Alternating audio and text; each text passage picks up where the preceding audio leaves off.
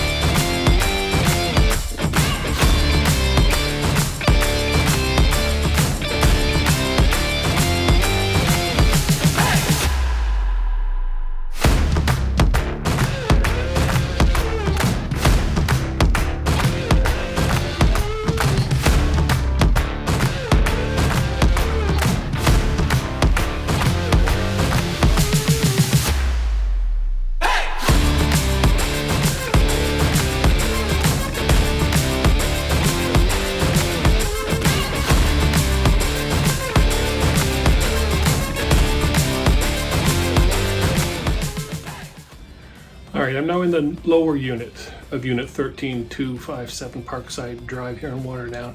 And let's take a walk around and I'll show you what it's like down here.